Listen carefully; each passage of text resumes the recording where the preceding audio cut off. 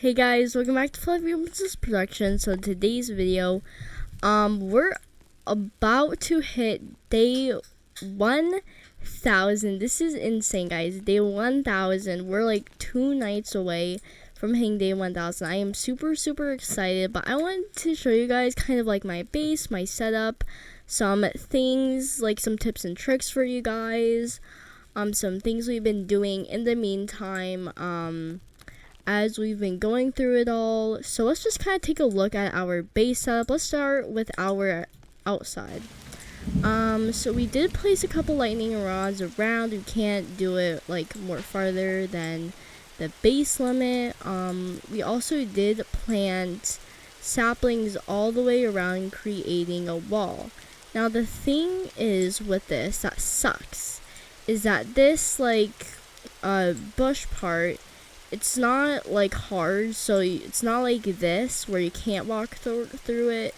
So if the NPCs jump on each other's heads, they do have a chance of walking through kind of like the tree part of it and walking into your base. So that is kind of like a thing to keep in mind. But this is really good because the crossbow guys can't like shoot through this, so it's very good.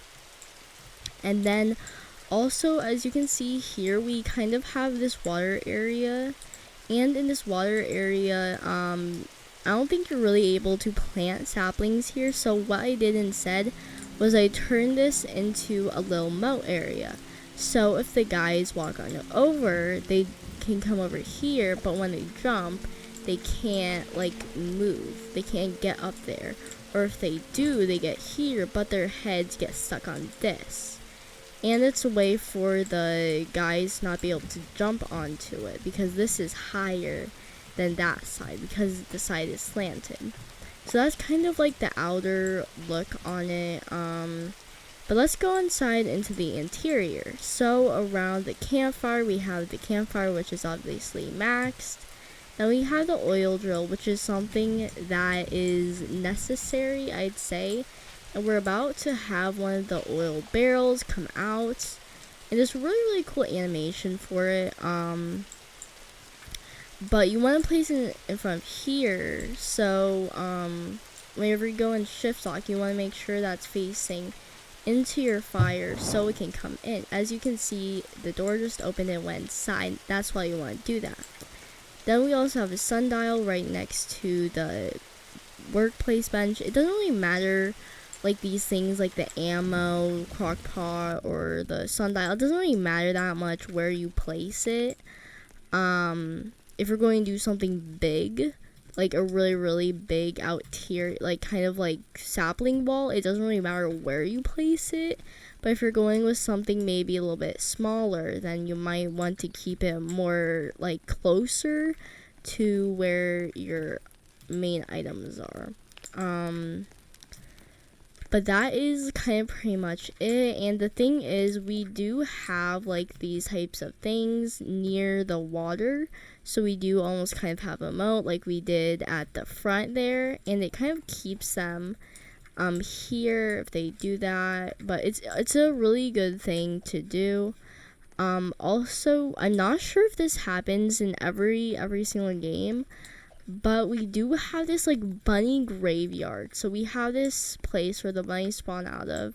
So they're all just near this place. So we can take our spear and just like kill them all.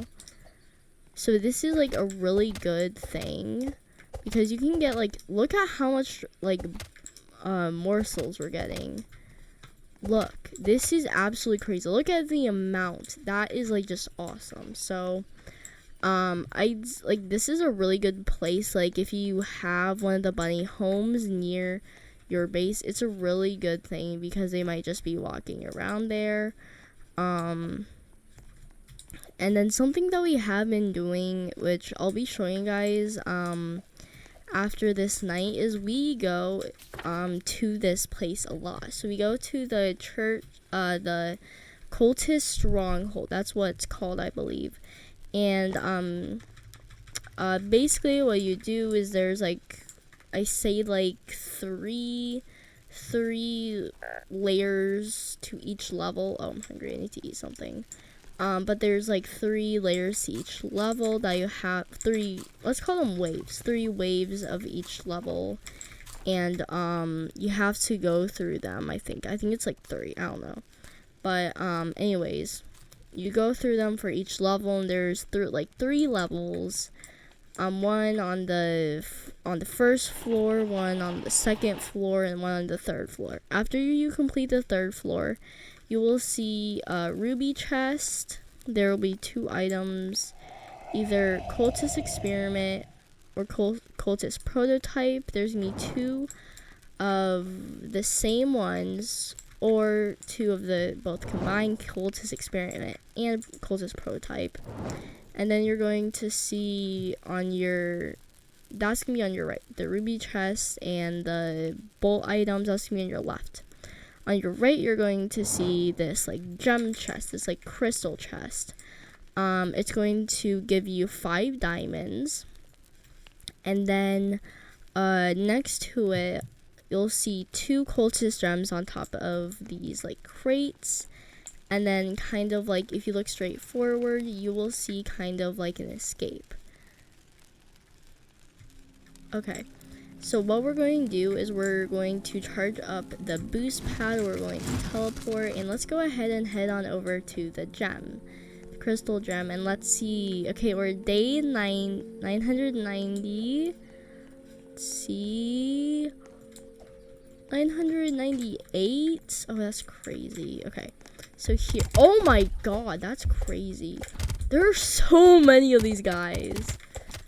Oh. Oh my god. Oh my god, I'm at the red. That's crazy. I was not expecting that. So anyways, the blue guys are something new. I'd say probably like second or third playthrough at some wave for some level, you will end up seeing them. So that is something new for us. And why are they following all of us all the way to our camp? This is something new. Huh? It'll make it easier. Yeah. Okay, well, let's just heal up and then we can get them. But yeah, that's kind of it. And then like every single wave and stuff, it's like the damage and the health that doesn't go up, but the amount of the people, they go up. So like you might have 3 at the beginning for the first wave of level 1, then like the second playthrough of it you might have like 4 or 5. So they do end up getting like, you end up having more, I think. And then of course we do have this big blue guy, which you guys did see, and there's gonna be a lot of those. Yeah, okay, let's see, are there any more of you guys? Oh, there's 2 of you guys here. Okay, let me just get you. Did we unlock it? No. Okay, yeah, I'm going back now. Plus it's like 50 seconds. Let's see, maybe if I can keep them close enough, they can follow us back. Okay. So yeah, I think that's a good idea. And then, yeah, so there's that guy, which is like that guy with the mace, but like really big. Oh, we're getting a cult tonight. Okay. Hopefully I can heal up a little bit before that.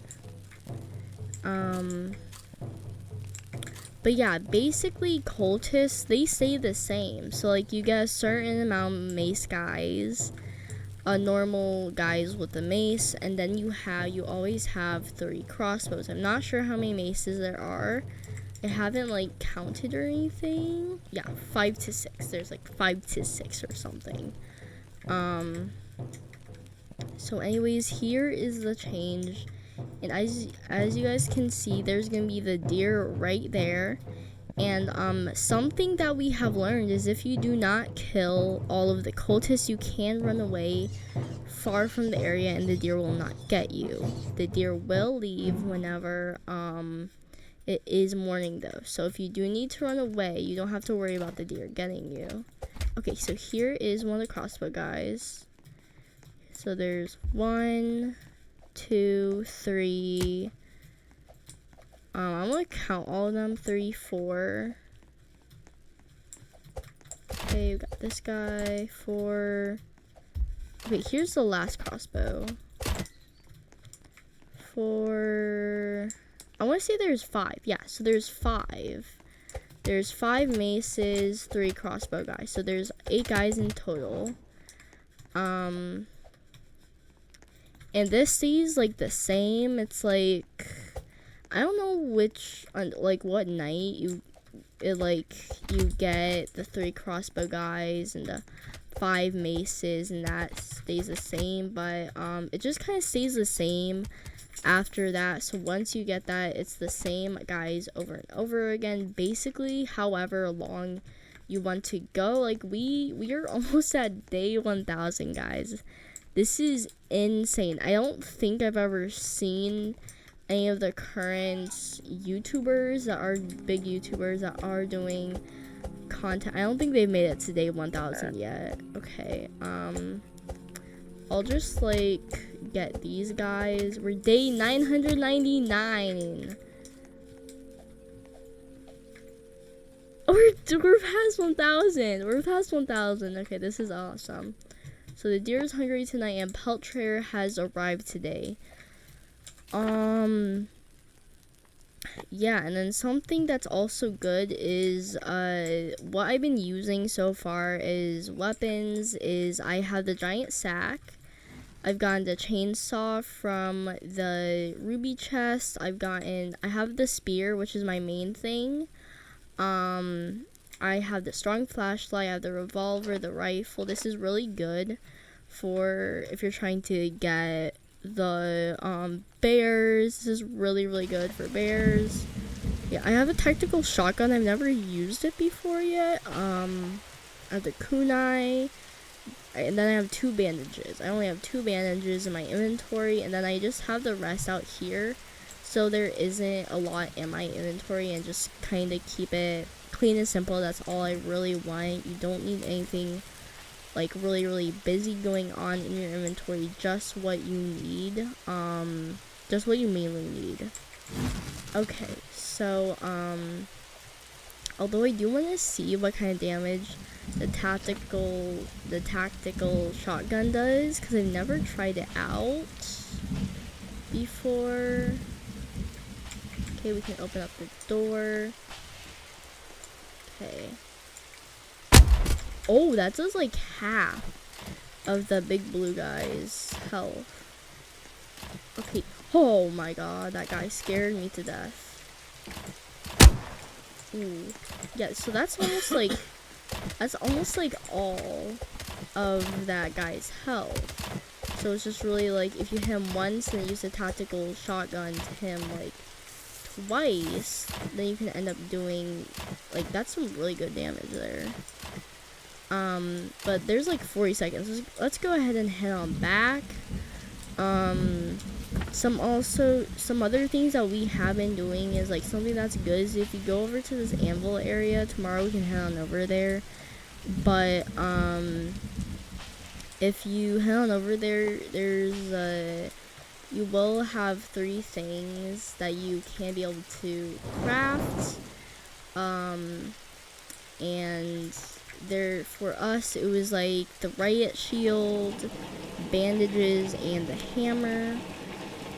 Which having the bandage to craft is something that's really, really good. And something to keep in mind is if whenever you're crafting, the amount will go up by 1 for the bandages. So like when you start out, first you need 2 bunny feet and 2 wolf pelts, but as you craft them, the number will go up. So it goes from 2 bunny feet to wolf pelts to 3 bunny feet, 3 wolf pelts, so on and so forth. So you will have to continue kind of grinding those to keep on getting everything there. And it's a really useful thing because bandages can help you get your health back. It's not just for reviving. And I think another tip I would have is it's really hard to play solo, and if you don't know how to play the game, if you don't know how to play the game effectively solo, do not play solo. Play it with other people, but don't play this with random people, because random people, a lot of the people in lobbies, they are unexperienced.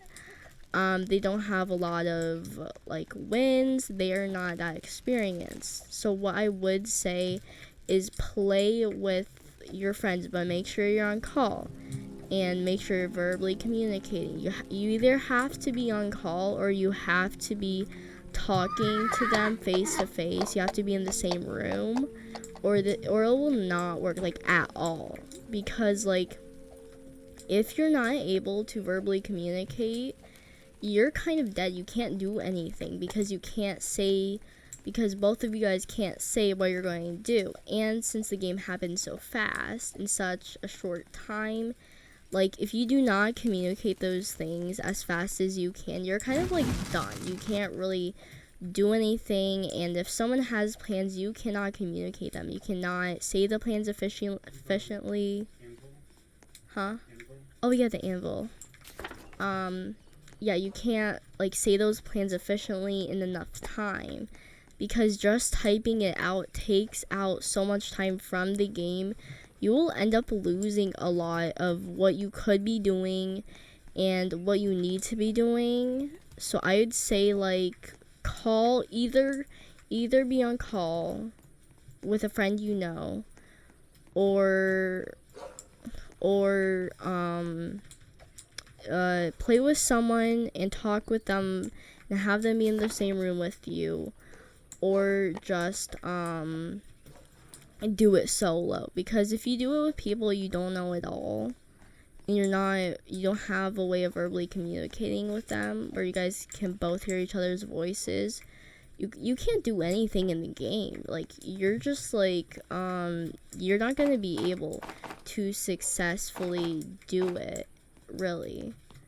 It's kind of like almost impossible. So anyways, for the bandages, this is kind of what it looks like for me. So here's the first riot shield. I have not crafted the hammer or the riot shield yet. So for the riot shield, starting out, you need 4 cultist gems, 4 bear pelts, 6 wolf pelts, 6 bunny feet, and 10 scraps. And then for the first starting of the hammer, you need 5 logs and 5 scraps. Okay, so let's go ahead and place down. Okay, wait. Also, first you need to choose where you're going to be crafting and lay it down on the table. Then there's going to be a place where it just kind of locks in. So let me just like place them down here. So we do have our 4 bunny feet. Now all we need for this is like 1 wolf pelt, but I will come. There's a wolf pelt on the ground. Okay, I'll go ahead and take that, and oh yeah, here's the last one. Okay, go ahead and put that down. Then here's the animation for crafting the bandage.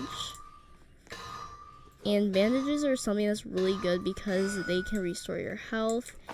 And when you're doing the cultist, it can take away a lot of your health. And if you're not careful and you're doing this solo, you can die. And you won't have anyone to do it, which is why I also suggest doing it with a person, because if you die, the game is over with. You can't do anything. And if you have another person, there is another chance, as long as they're alive, that you can continue on the game.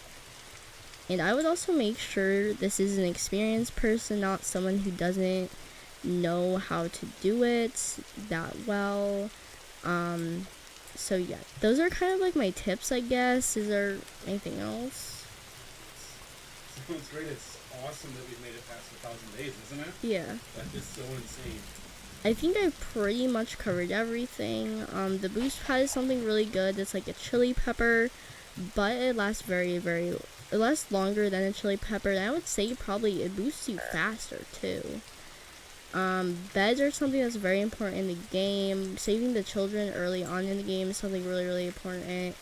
Expanding the map before it rains. Expanding the map before it rains. That's something that's really, really big too. Oil drills, ammo crate. Eventually you might come to a point where you need ammo crates if you're not scavenging a lot. Crock pots are awesome. Just use carrots, don't use meat. Use carrots for the crock pot. And torches are something that's really good to get after you're done making your sapling wall. Sundial is really good. You need sundials. These will help you out so much, trust me. Then we have farm plots, which grow carrots automatically every 2 days. Here are the farm plots. I do suggest having these because you do get 6 carrots from 1 farm plot, and it's very, very easy to make stew with this. So if we just put our inventory, just put in there, it just makes stew. And stew is something that's really, really good.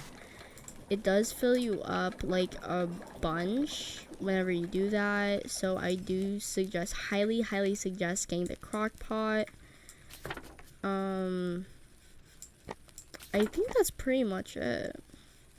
I've covered every kind of tip I can give you for making it as long as I have been making it. So anyways, if you guys like this video, make sure to like, sub, and hit the bell for more like this. And if you guys would like to hear kind of more tips, kind of in general, like maybe what seeds you should buy, kind of stuff like that. Tips for getting armor, starting out the game really fast, a guide to getting to Night 99, because that is something that I've seen, like, it seems like a lot of you guys are struggling on. So yeah, anyways, if you guys like this video, make sure to like, sub, and hit the bell for more like this. Bye, guys!